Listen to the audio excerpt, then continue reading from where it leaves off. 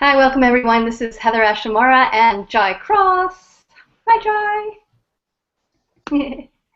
And we have a couple of minutes till we start our Enhancing Your Self-Relationship webinar. So welcome to those of you that are joining us, and we will be starting in a couple of minutes. As you come on, feel free to share in the chat bar, and that is the right-hand side of your screen. There's a tab, and look for the tab that says chat. If you want to just share we can see your name, but where you're calling from. Let us know where you're calling from.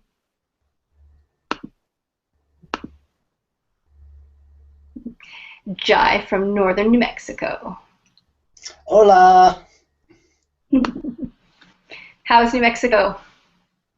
It's great. It was a cloudy day here, so it moderated the heat, and the plants are loving it. Me too. Nice. Good.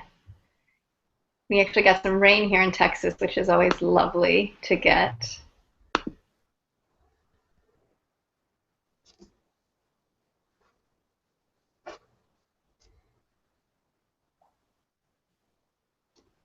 Okay, so I see people are starting to join in. Welcome. So I'm just going to start reading some names and saying hello to the folks that are joining us. Again, as you join in, please feel free to share on the chat where you're calling from. So I see Linda and Anne and Helen and Mi Fu and William and Jessica, Pilar, Tammy, Lene. I see people I recognize. Denise, R, Crystal, Russ, Wayne, Chanel. I think I just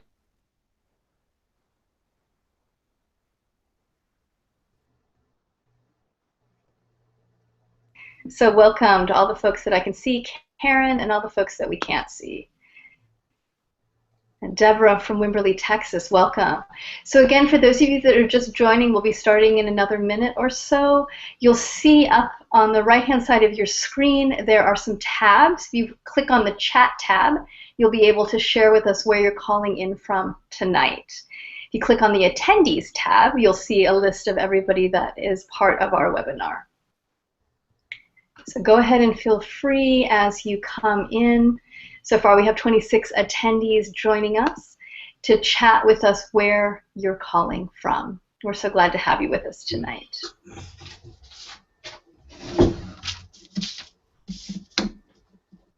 Hi, Renee from Detroit, Oregon. Welcome. I love doing these webcasts because it's so fun to see all the people coming from all over the place to share. We are so blessed to live in a time where we can connect via the internet across time and space. So welcome Elizabeth from Arlington, Virginia. So far, we now have 28 attendees in our room. So again, as you're joining in, welcome to Tyann, Mishan, Monte, Joanna, Karen, Jean, Renee. As you jump in, feel free to chat with us.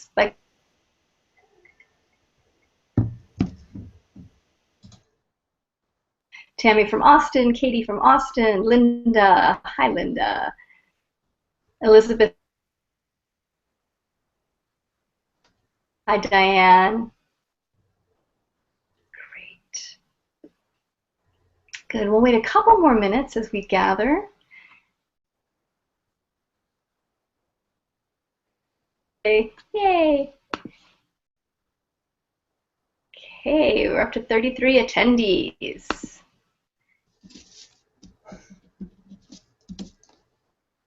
Jean from Austin, Texas. Diane from Driftwood, Texas. Hey, Diane. Jessica from Home Sweet Austin. Hey, Jessica. Lenny from Wisconsin. Welcome. Glad you could join us. Tom from Austin, Texas. Hey, Miss Sean from Austin, Texas.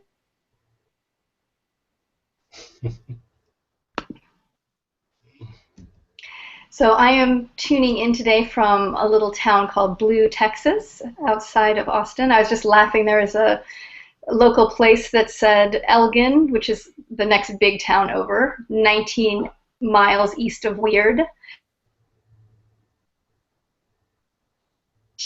For those of you that live in Austin, you understand what that means. And Jai Cross is joining us. I'm going to switch the screen over to Jai. Jai Cross is joining us from New Mexico tonight. Hi, Jai. Hey, everybody. So glad you could be with us tonight. I think it's going to be a powerful evening, and I'm glad to have you in the circle. Thank you. Excellent. Okay, sweet one. So let's go ahead and get started. You are now part of the Enhancing Your Self-Relationships Circle. It is July 15th, and I've been anticipating this evening for quite a while. It's been, I don't know, maybe 8 months since Jai and I first talked about this course. And Jai called me excited one day and just shared, I've had a huge breakthrough. I've been in this process, and it's totally changed everything. And that was saying a lot. I've known Jai for many, many years now and have utmost respect for him and his integrity, his authenticity, and his passion for getting clarity, for connecting to spirit, for being fully, fully present. So when Jai us a while because of both of our busy schedules, and I know Jai's life has been really wonderfully full, to be able to create space to offer this class tonight, this webinar, and the 4-month program that we will be introducing at the end of this class. So I'm so glad that all of you are joining us this evening. Let's start off with a short grounding, and then I'll introduce Jai and the teachings. Go ahead and close your eyes.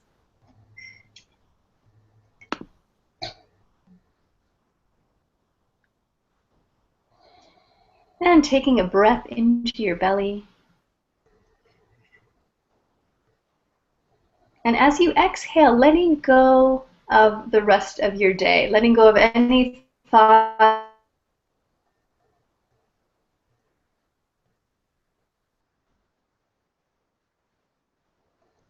or shoulds, to simply come into this present moment.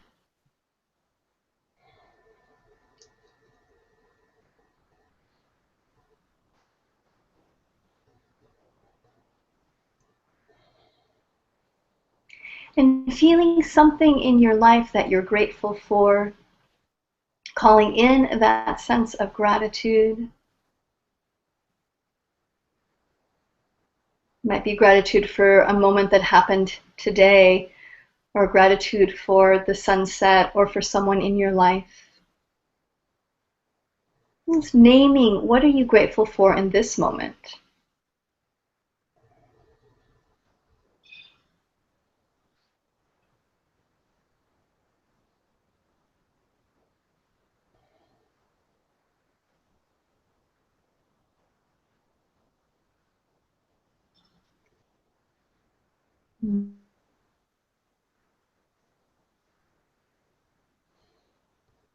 Gratitude with the earth, with the place that you're at now.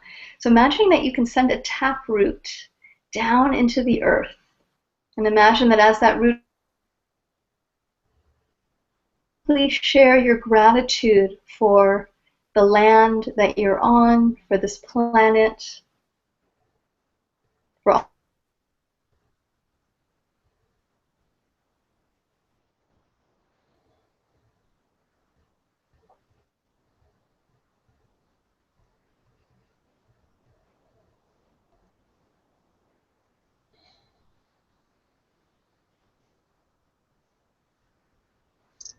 Breathe in. You can connect to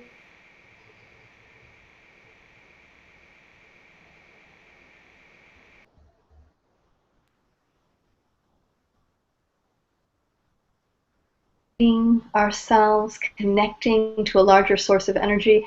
And as you breathe in, you invite that flow of energy into your being,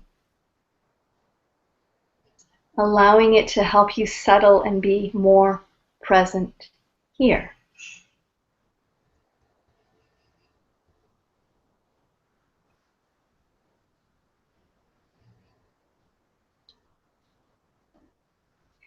And now opening your heart, opening tonight. There's almost 200 people that signed up for this webcast. And so let's connect with every human that said yes to enhancing their self-relationship.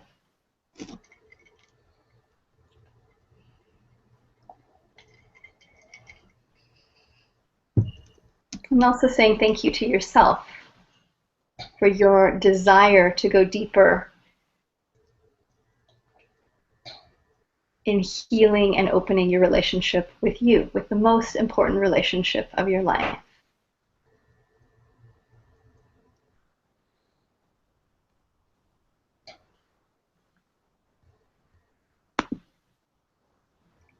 Beautiful. And when you're ready, you can open your eyes and be present here.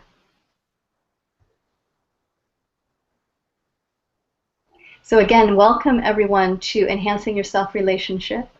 And I am so happy to create the space for this call tonight with my dear friend Jai Cross, for him to share his exploration into enhancing his relationship with himself and how we can all benefit from his exploring of the realms. And you know, one of my favorite stories of Jai, I'm going to brag on you for a moment, Jai, because I love you. One of my favorite stories of Jai, and there are many, was when my father died. And Jai and I were talking about it because his father had died not too, much earlier than my dad did. Dads went ahead to scout the territory. That's what good warriors do. They go forward to scout the territory. And that's how I feel about Jai, that he is one of the best warriors of the heart, and that he goes forward to scout the territory before him, and that he always then comes back to his community to share what he finds. So thank you so much, Jai, for being such an incredible heart, such an incredible scout, and for then turning around and bringing back your many, many gifts and insights and connections back to us. So here, everyone, is Jai Cross. Thank you, HeatherAsh. And thank all of you for being here. I know I'm new to some of you, so I want to start with a little introduction, telling you something about the circuitous path that led me to be sitting here right now. I was born to a family of moderate means. We didn't lack. It was a loving family. And yet, there was something in me that could not find that sense of gratitude that you just experienced. I had psychosomatic ulcers in first grade. There was something off inside of me. And that something was a voice that kept telling me I wasn't good enough, no matter what I did. So later in life, I set out to prove that voice wrong. Went to college, got a couple of degrees, did very well. Had a job teaching public schools, was Teacher of the Year in New Mexico 1 year. Got a fellowship to work at a prestigious national lab. I was somewhat outstanding in my field. And yet it wasn't enough to placate that voice. They kept whispering in my ear, "That's not enough. You're a fraud. This doesn't change things."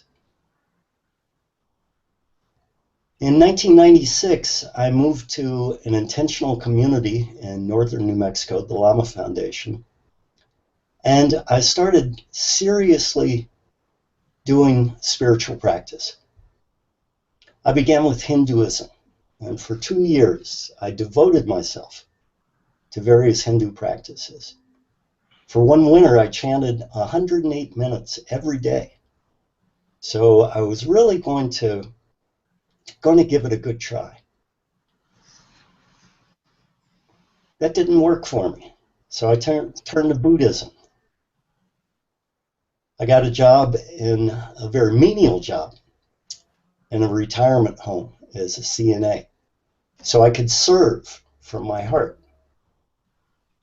And that wasn't enough. That voice persisted. I've been doing Toltec practices since 2001. And I've done a lot of rewiring. I've done a lot of good work. I've changed a lot of old patterns. I've undone a lot of false beliefs that I used to carry. But that energetic still persisted throughout most of that time. It wasn't until 2012 that I really turned my attention on that voice and that presence within me that kept holding me back, that kept putting me down, that kept abusing me. It wasn't until then that I freed myself from its negativity. Most of us in Western culture have similar voices within us, lying to us, telling us that we're not worthy, saying things like, "You're mean, you're selfish, nobody really likes you, you look dreadful, you're a fraud." Sometimes those voices are so loud we can't get away from them.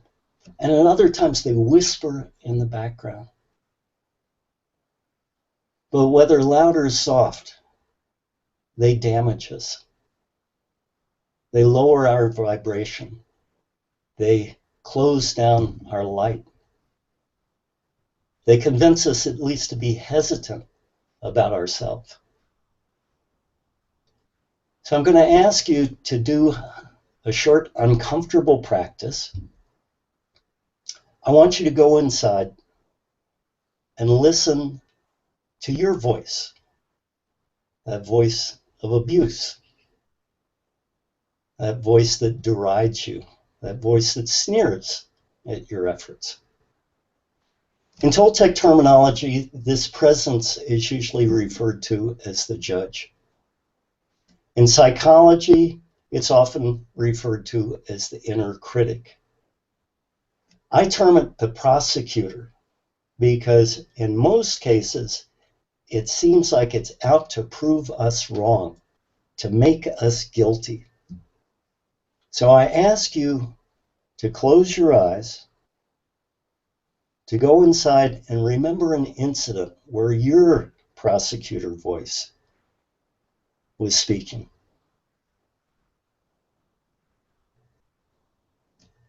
Might be that it was comparing you to someone else.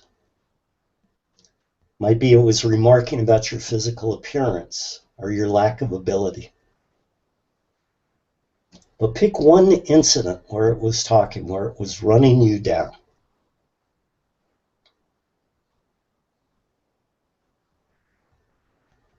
Try to recreate the words as best you can.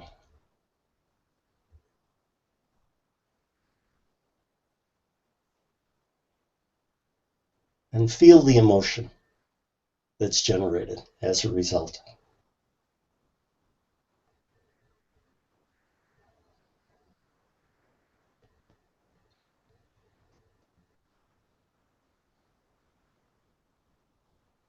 Okay, you can open your eyes now, and let's just shake that off.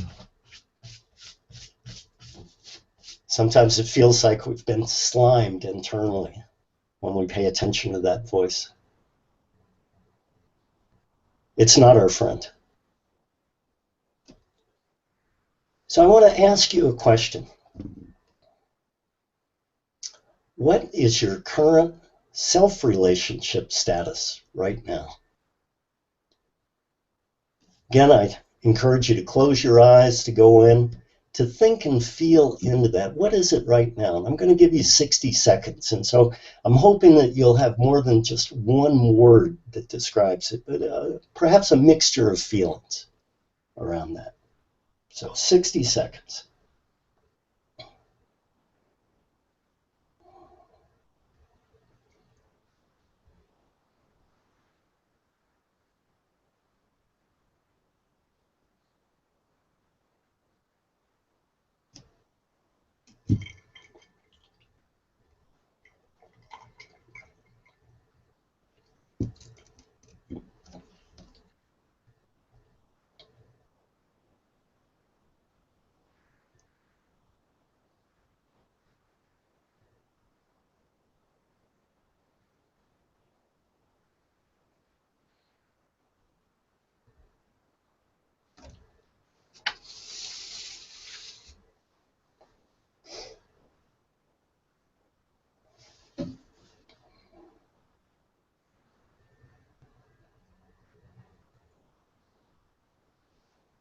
Okay, you can open your eyes now, come back. I imagine for most of you, you had a mixture of things that came up. And it's quite possible if I pose that question to you yesterday or tomorrow, you might have a different series of responses. Yet for many of us, our self-relationship is tainted by that prosecutor figure and by the lies that are whispered in the shadows and yelled straight at us. Those inner voices begin between age 3 and 5. Jean Piaget, the famous French child psychologist, documented that. And we set up an inner dialogue that can become continuous through our waking hours. Sometimes we're aware of what's being spoken internally in this inner speech. Sometimes we just feel the effects of it emotionally.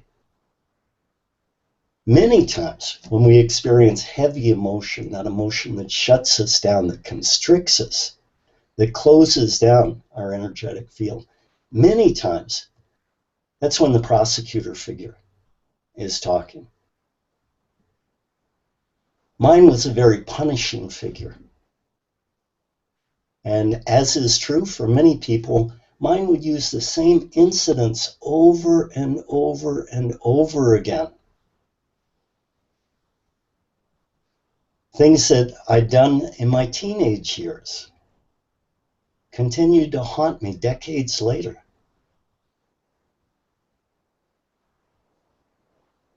After that length of time, there's very little chance to do a remedy to clean things up, things that had happened so long before, things that in some cases I wasn't even aware I was doing at the time, but I saw the consequences later. It seems that this part of ourself, this inner voice, directly pits itself against our growth, our development, our unfolding, and our happiness. Now, I spent many years trying to figure out how this thing worked and why it worked the way it did, but it wasn't until I gave it my full attention, when I devoted myself for several consecutive months, that I really figured out what was going on and redid the pattern. So I'm happy to say I have been free of that figure for about 1.5 years now. It hasn't come up once. For most of my life, that would have been unimaginable, because this was a constant companion to me. I don't think there was a day in my life that I didn't suffer as a result of that voice until about 1.5 years ago. So it is possible to neutralize the negativity that's there.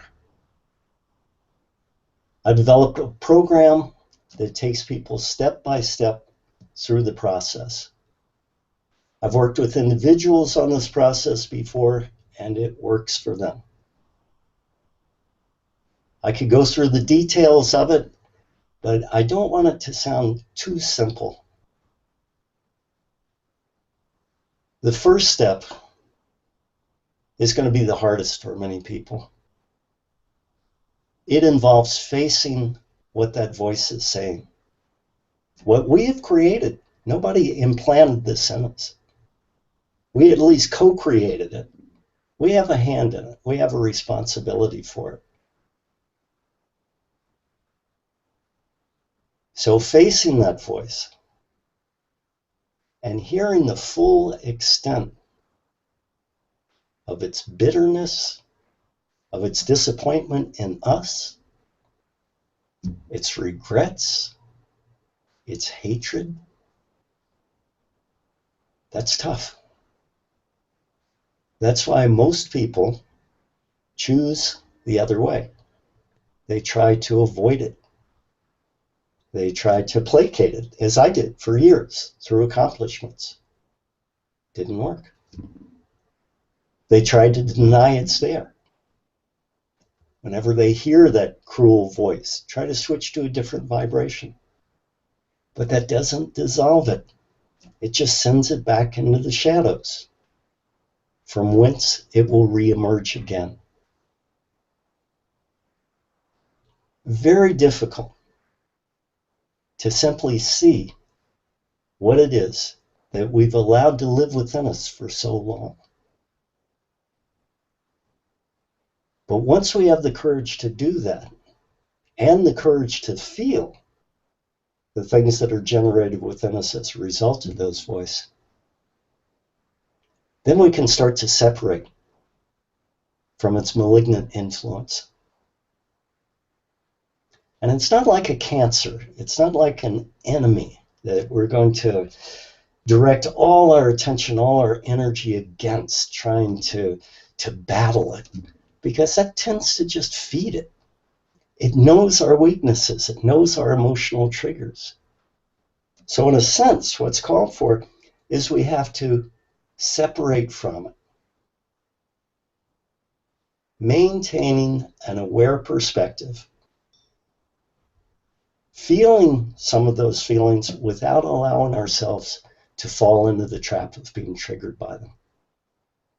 So we disidentify with that voice and with the energy behind it. And once we can look at it from outside, it becomes very curious. Because from that perspective, when we're not under its influence, we can understand its origins, its motivations. We can figure it out. And we can undo it. We can make healthy choices that support us. And that's where I've been for the last year and a half.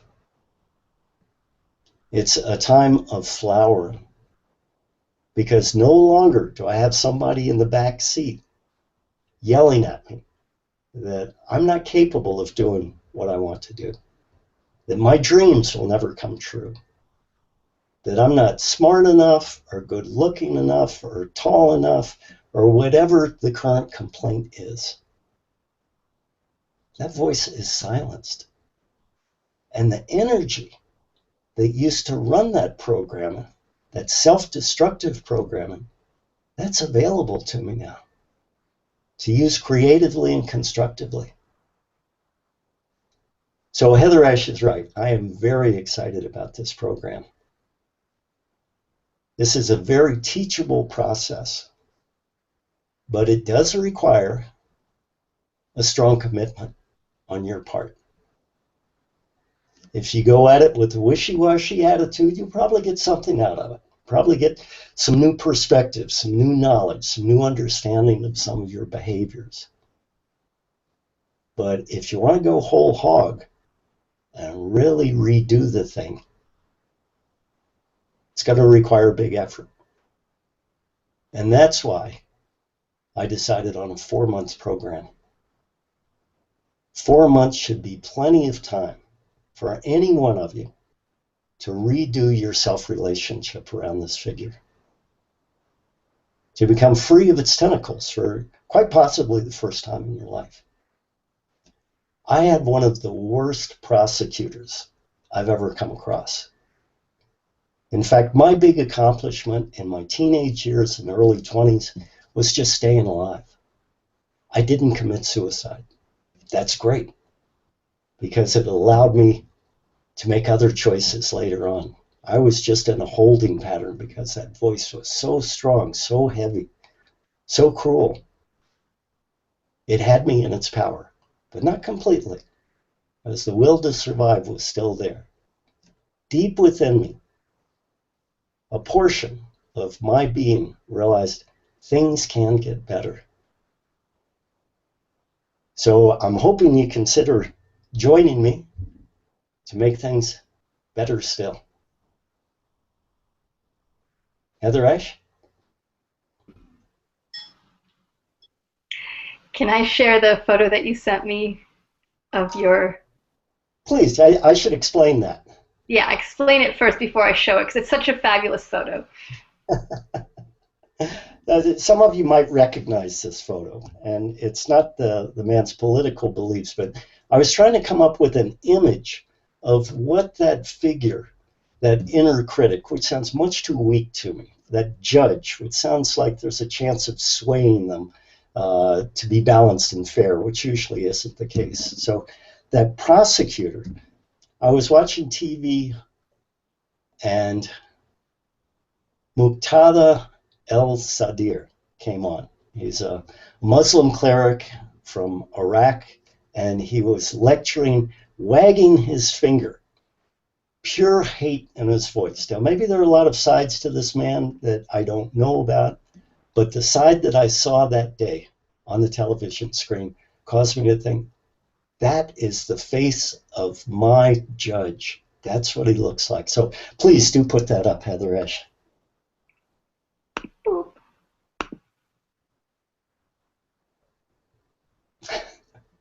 There he is. And not a very forgiving figure. No, it doesn't look forgiving at all.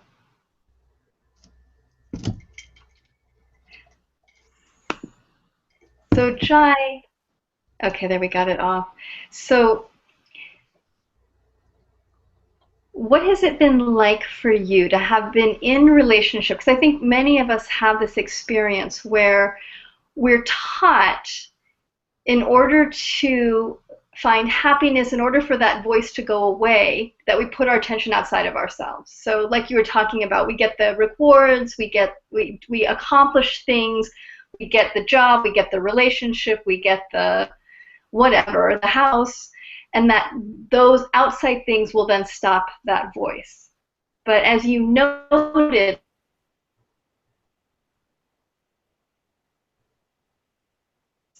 because then we feel like we're a fraud.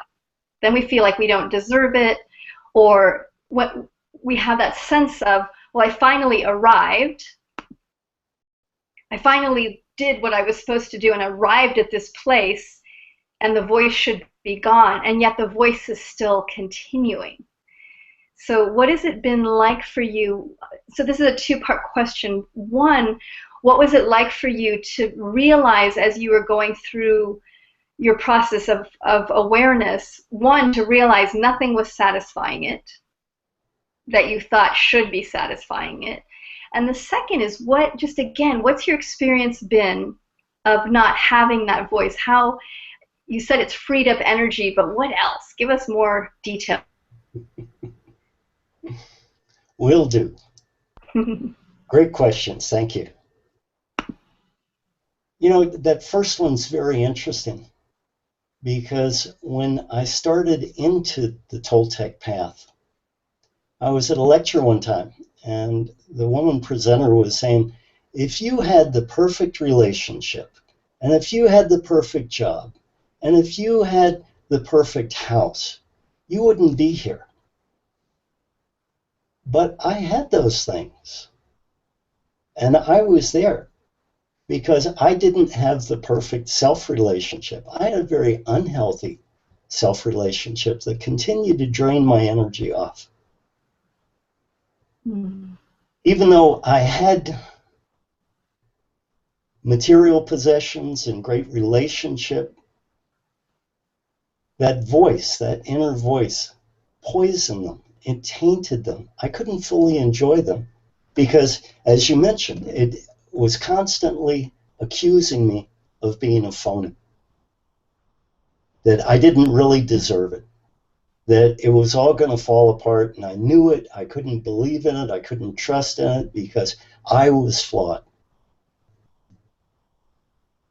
So even when you do have the outer reinforcements that things are going good, if they're not going good inside, and I keep pointing to the head, but of course I'm including the heart as well.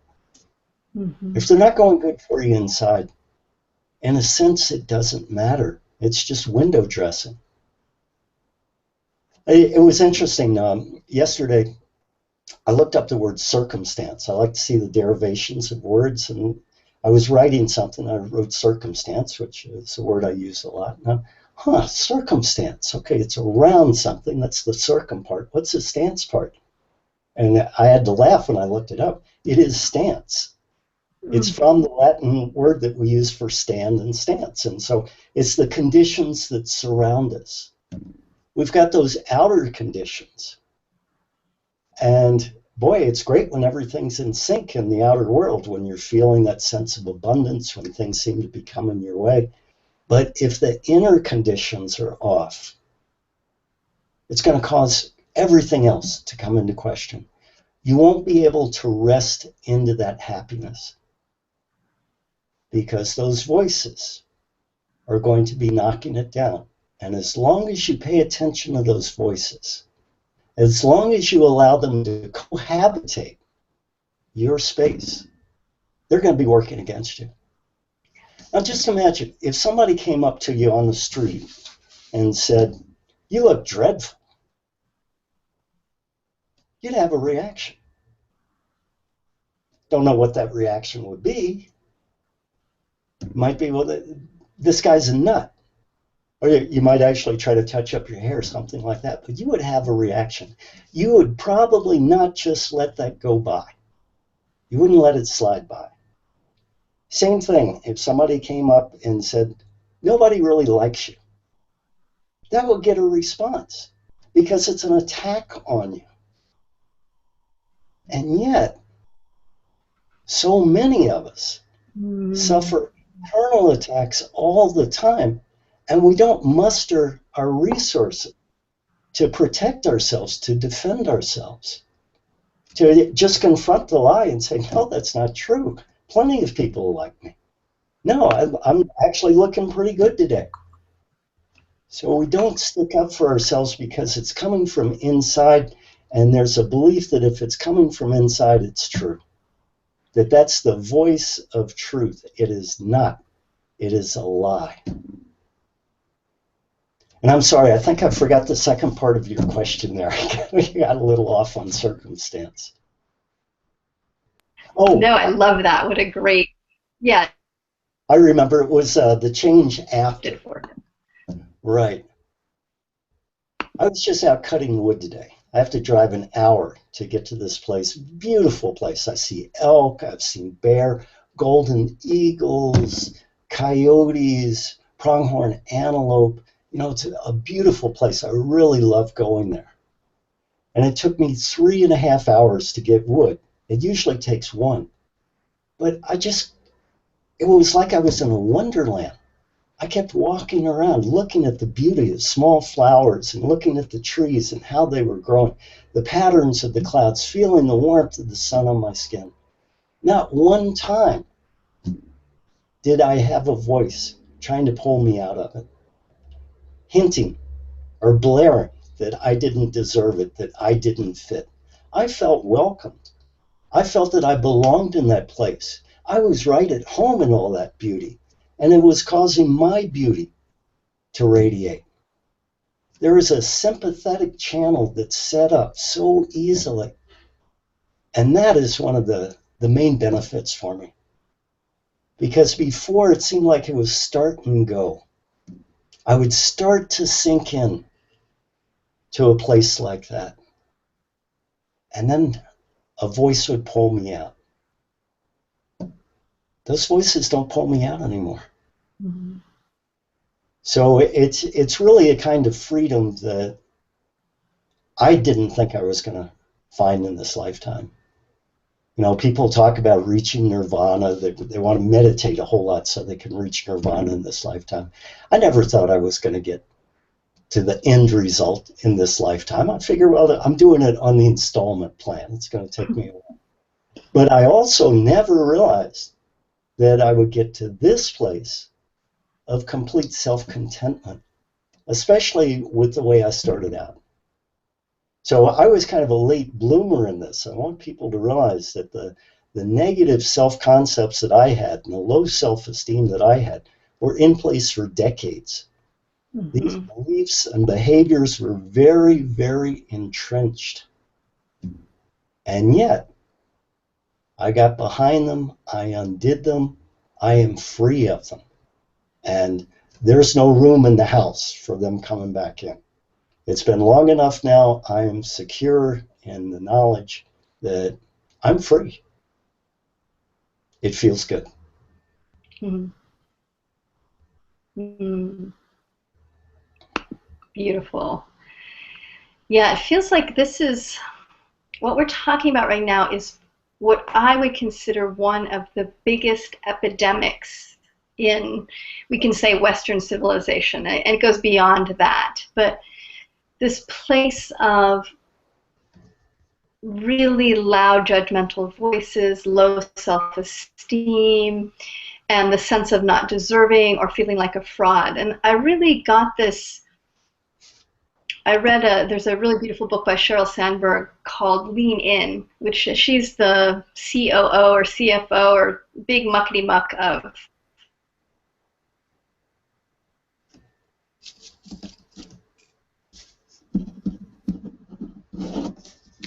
Raw, because it was really about her conversations with herself and her conversations with many of the people that she worked with, and the recognition that almost all of them felt this sense of not enoughness, and just what a shock it was to her to realize she wasn't alone.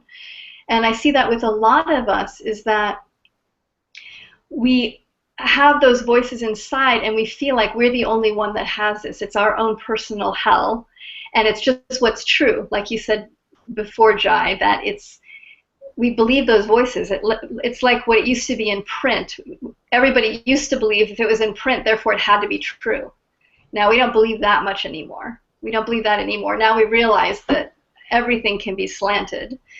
And I feel like this paradigm shift that we're in the middle of right now is a paradigm shift of us really beginning to recognize at a deep level, not just an intellectual understanding, but at a deep level that that voice is lying.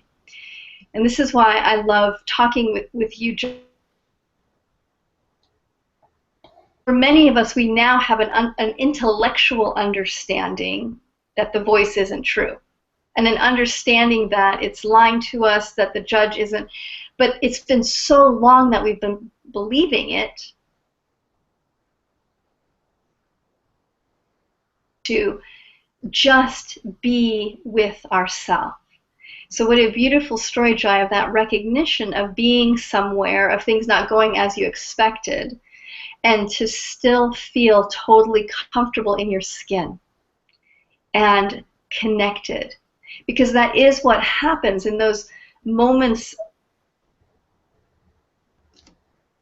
when the judge is quiet. What happens automatically is that we connect, we show up completely, we get present.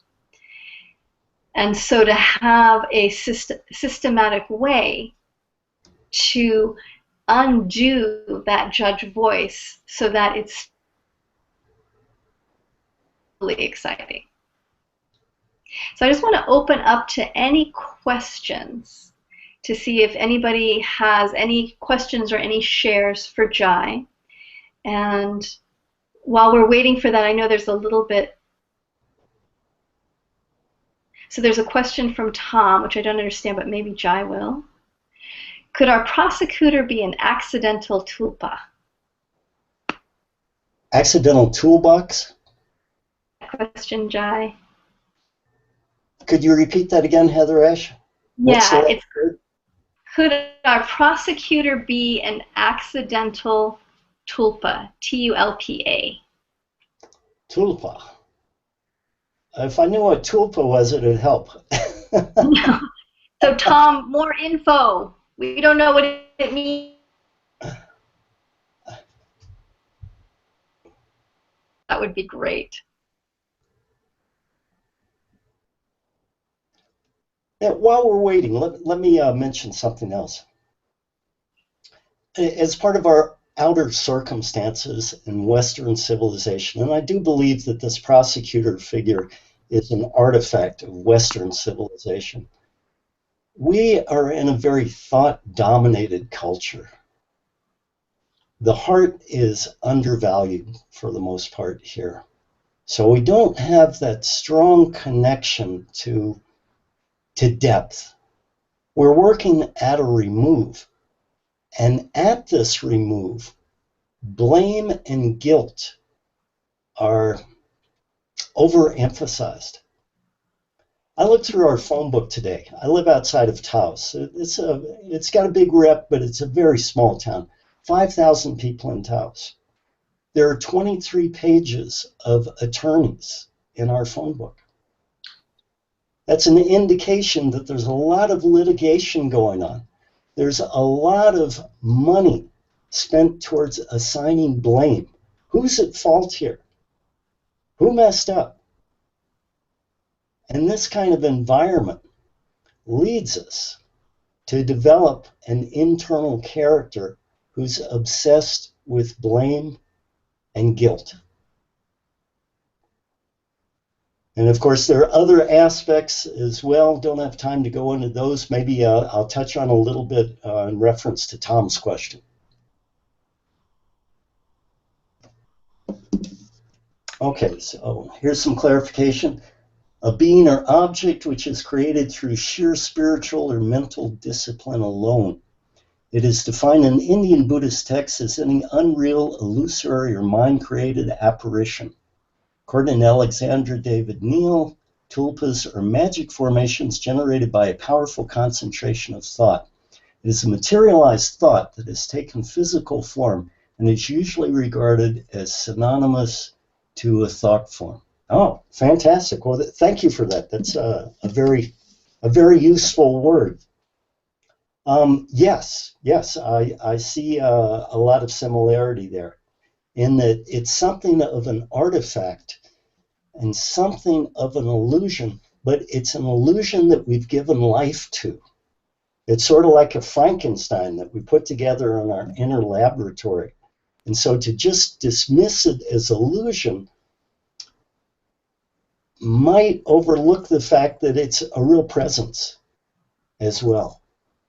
So if you can go far enough back into the mind where thoughts and words have no sway, you would be beyond its influence. But most of us spend a good part of our time out in the world of thoughts and words. So we need a way to not just shield ourselves from that negative energy, but to undo it and to reroute it, to neutralize it. Good question. Thank you, Tom, and thank you for that new word in my vocabulary. And here's another question, Jai. So BA has a question. How is your method different from other self-help books on the market? Great question. That is. Thank you. Thank you for putting me on the spot. I like being there. To my mind, the people who pioneered the work of internal psychodynamics are the Stones, Hal and Cedra Stone. They wrote a landmark book entitled Embracing Yourselves, which talks about the different voices, their arrangement in the mind, and how we can deal productively with them. They had a follow-up book entitled Embracing Your Inner Critic.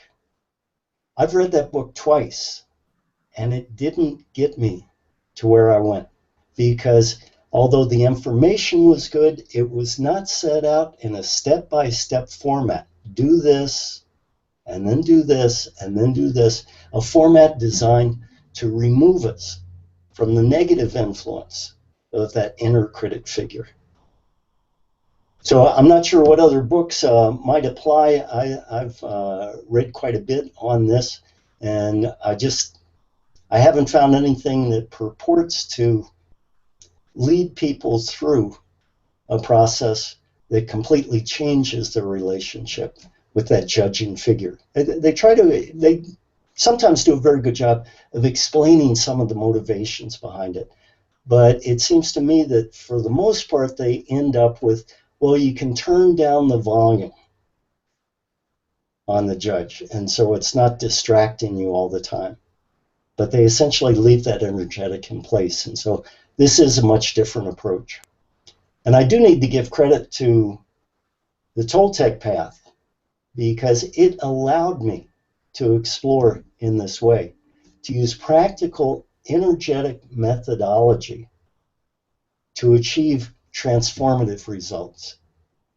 I would not have come up with this if I hadn't been steeped in Toltec wisdom and practice. My spirit guides help some too.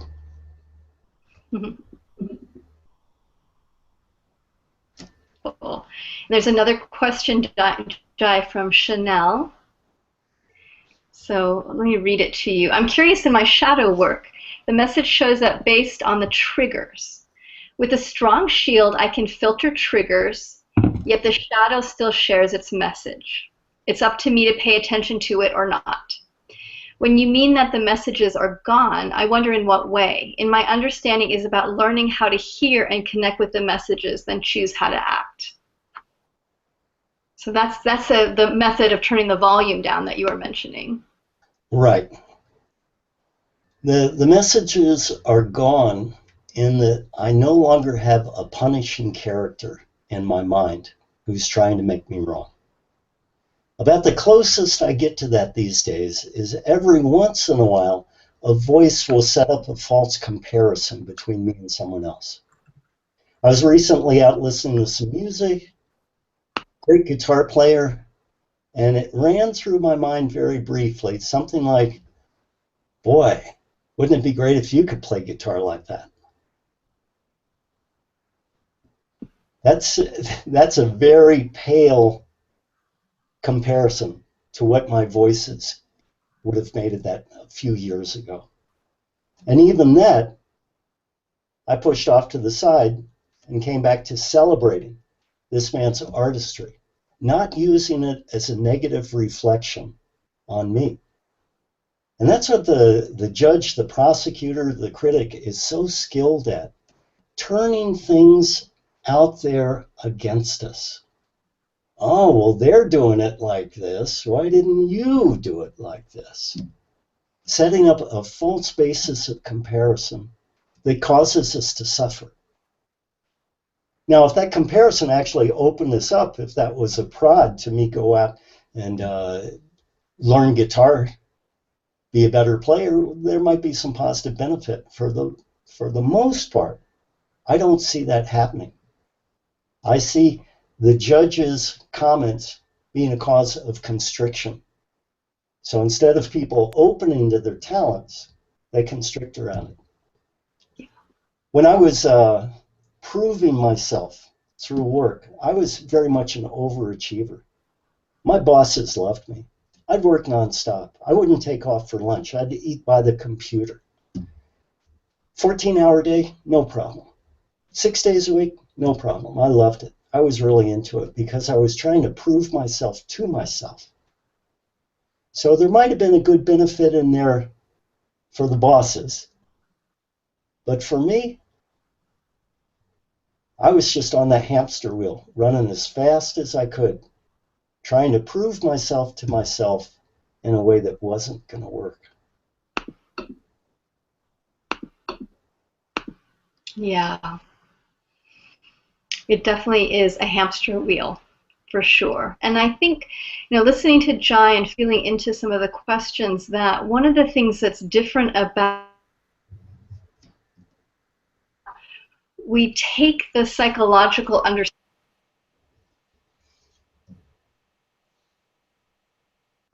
and blend it with the energetic.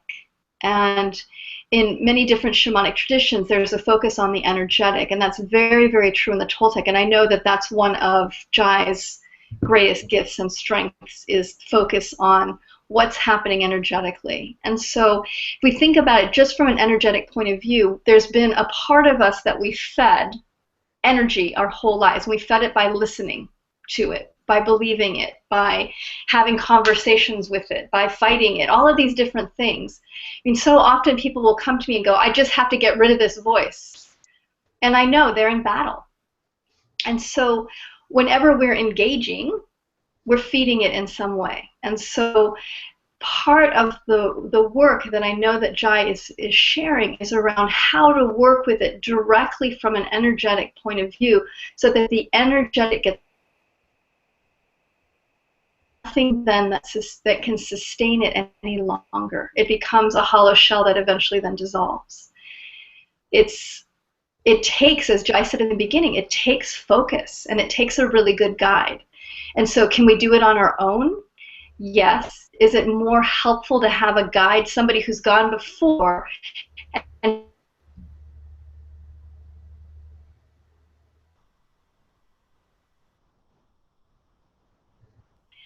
that can then bring the guidance back and help walk us through? That's huge. That's priceless. It really is. So I just support each of you in turning up your awareness around where that critical voice is causing you suffering, or is causing you to be less present, less engaged, less joyful, and the places where the fear that comes up with that voice is holding you back. And to take whatever steps that work for you, or that you want to take, to continue to reclaim the authenticity. And here's one way. Here is a way from a man who has taken a journey and has come out the other side with tools and practices. So I want to share now, and we'll come back to Elizabeth's question in a second. I just want to take a moment to share in our last 5 minutes together the program that is our next offering of TOSI, which is called Purifying Your Self-Relationship. It's a 4-month program with Jai that starts August 5th, and it meets on Tuesdays. I'm just going to share the screen with you, which is so cool that we can do this. Start screen share. On Purifying Your Self-Relationship, and I just want to this program and the super incredible special that we're offering tonight around it. So hang with us so we can share the magic that this program is. So the syllabus, again, it's 4 months, and it meets Tuesday nights, and that teaching, ignore the Thursday because it's actually all Tuesdays, that's a typo. And it goes back and forth between teaching, and that's one of the things that I really love about our programs. Practically change their lives. And so that's about getting the teachings as well as having plenty of time for questions, for discussions, for taking it deeper into your life. I'm going to pass it on to Jai just to share any piece around that, and I'll keep it up so we can walk through. So anything that you want to share about that overview? Okay. You'll see here I refer to this voice as the inner critic. And I switch back and forth on how I refer to it. I actually like the prosecutor better now, but the inner critic has some standing in the psychological community. Integrated family systems is a therapy that's directly based on this work, the inner counsel, the different voices in the mind. As HeatherAsh said, this is structured so that there's group time where I'm teaching, but there's a lot of time for question and answer around your individual circumstances, both in the webcasts with the group and on follow-up phone calls. I'm going to be very available through this program because I feel it's of fundamental importance that people feel that they are held in a good way while they're going through this. It's difficult landscape. If it wasn't, most of us would have figured out how to do it on our own long ago. So it is important that you feel supported from start to finish in this, and I'm pledging myself to be there for you for the full 4 months. I take this work extremely seriously. I feel that this is the best medicine I can offer people at this point in my life.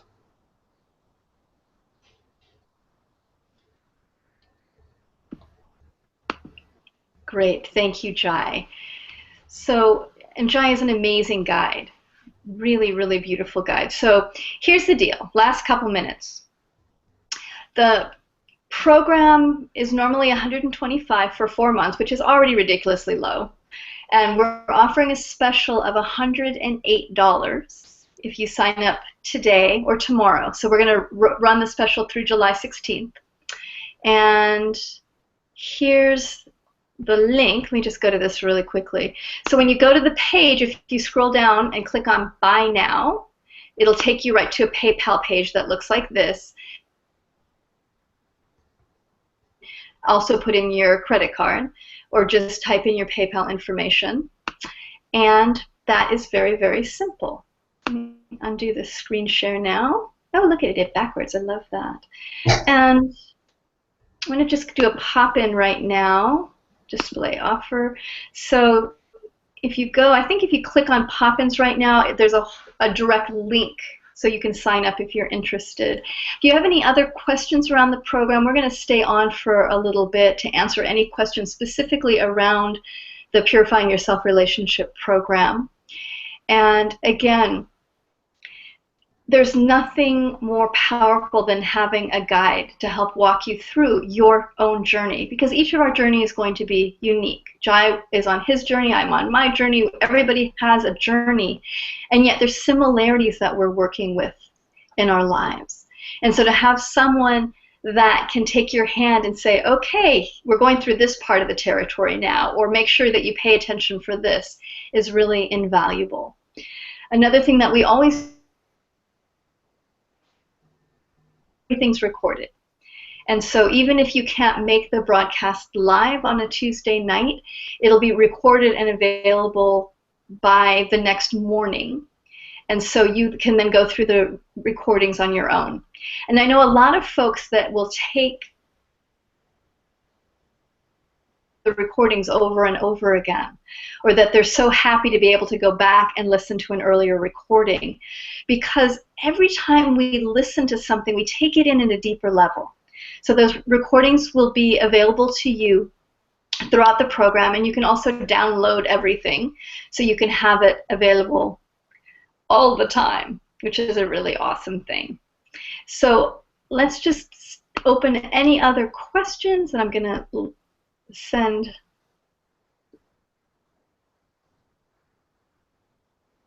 We've got one more question from Elizabeth that I'll read. Is there anything else that you want to share, Jai? Maybe.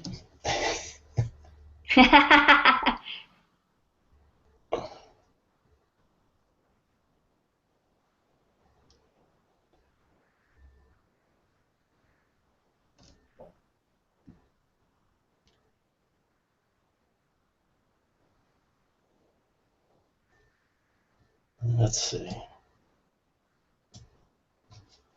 Okay, Elizabeth's question.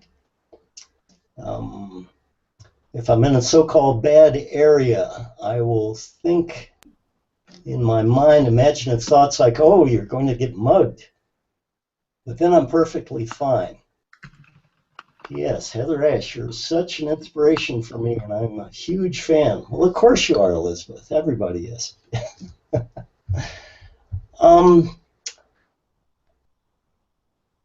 Being predisposed to imagining disaster happen is not necessarily a product of the judge. The judge is more telling you that things are wrong, not that there's a chance that they're going to get wrong in the outer world. That figure is saying things are off course already. There's a catastrophe and you're at the center of it. So a little bit differently, but I think it's easy to imagine that if you carry anxiety around feelings of lack of worth, if you're questioning yourself all the time, that's going to transfer outward as well.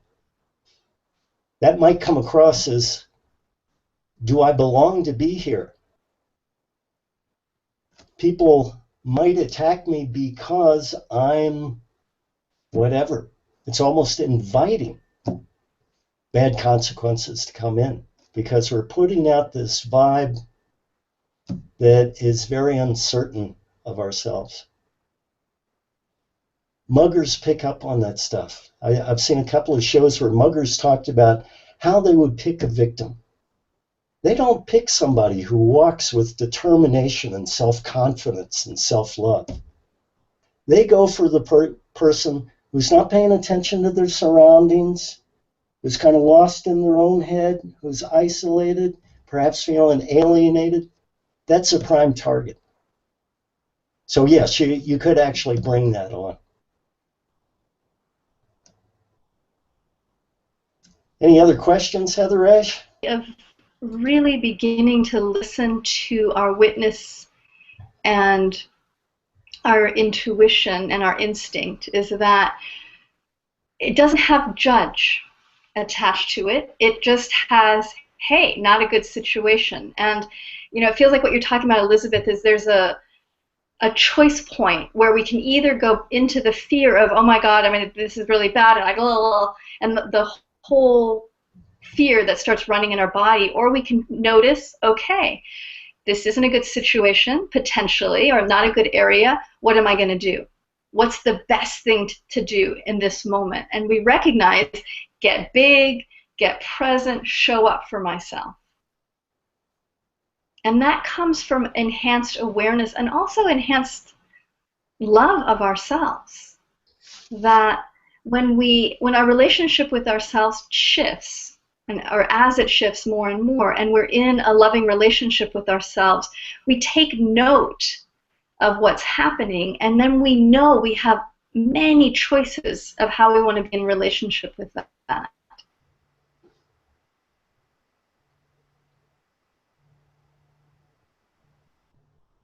With that sense of being out in the woods and cutting wood and being connected to more into relationship with our authentic selves, rather than being in such a long-lasting monogamous relationship with our judge, which most of us are in.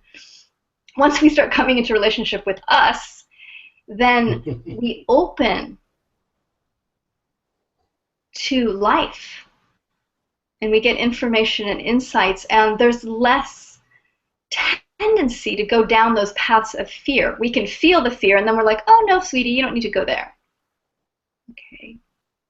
And even if we're in a fearful situation, we're able to then ascertain, what's my next best action? So that's my thought about it. So couple questions. More questions. Jai, can you give us a little bit more of an overview of the class other than the outline? Can you explain the emotional component and the fear versus love topic a little bit more? Yes. One more question from Joe. It's the emotional component that keeps us hostage. If that voice was just speaking in ideas, and we just saw it as ideas, it would be much easier for us to separate from it, to say, well, that's not true. Here's the evidence. And yet the emotional toxins that are released when we believe those ideas constricts us in a way that we can't break free. The emotion is pivotal to undoing the pattern, and that's one of the omissions that I've found in the books that are out there that seek to address this on some level. They don't fully take on the emotional part of it. And I feel that's where we really get ensnared. That's where we get enmeshed. So just have to experience those emotions and then separate from them. And it's tricky, because so many times we're used to being triggered by them. As soon as the emotion shame appears, we start shutting down. And so that's one of the most important areas, and that's why it's so important to have a really good supportive container around you when you do this work. Now I want to point out that on the talks and on the calls, I'll be asking people who are willing to share their personal experience. But I'm never going to call on an individual who doesn't want to volunteer. I'm never going to put you before the group and ask you to share your innermost secrets. Never. So I hope that you would feel courageous enough to share part of your process, part of the particulars, to ask questions that relate the work to your particular circumstances. But really, your level of involvement in terms of sharing is completely up to you. Because this is very personal stuff. Realize that a lot of us have never even allowed us to admit to ourselves what's going on. So the idea of making it public can be very frightening. Yeah. I want to mention one other comment that somebody put up, and I didn't catch the name, but she said something about a journey to Teo is so transformative. That's certainly true. I've been to Teo, I don't know, a couple of dozen times, and boy, what a place of power, and so easy to open up to those sources. It's such a pure connection there. It's so strong. And yet, a week after you come home from an opening Teo experience, are those voices going again? All of us have experienced great highs. What I want to help you do is raise your baseline up to a place where you can keep it there.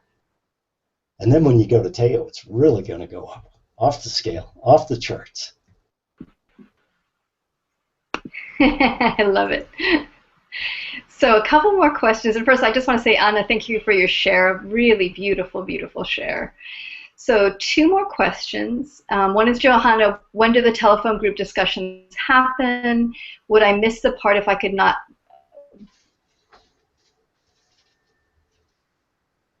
The discussions will also be Tuesdays, and everything will be recorded. So even if you can't do the discussions live, you can always email Jai. There's also going to be a page that you'll be able to share information on as well. So even if you can't make it live, you'll still have a way to contact and ask questions directly. And what I found from being in other courses is that even the times I couldn't be on the discussions, those sometimes were the most powerful teachings, because we all have similar issues that we're working with. And so to hear someone live sharing what's going on for them, and then to have the response come back, I found it always has a big impact on me. And BA, also the same question, will the video be available at some later point if one cannot commit to the time schedule? Absolutely. So we will have a web page dedicated to purifying your self-relationship, and all the videos from the class will be on that web page available to you, and they will be live on that page the next morning after the class. Actually, yeah, for sure. And you might even be able to get them earlier, depending on which system we use. But that's the beauty of TOSI programs when we do online programs. We always record everything, and you'll have access to the recording. So whether you can listen live or not, doesn't matter, because you can listen when you can, which is a beautiful thing. Fire Judge Tulpa. Agreed. So thank you so much to all of you for joining us. Again, I'm going to post the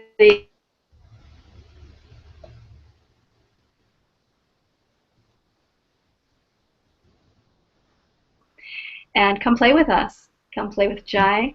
Thanks for joining us tonight, and I wish all of you just the most loving self-relationship.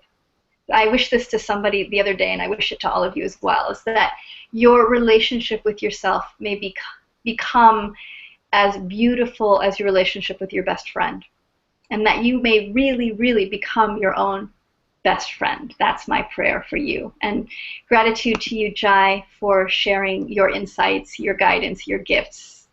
We are so blessed. Aho. Thank you, sweet ones. Bye, Jai. Good night.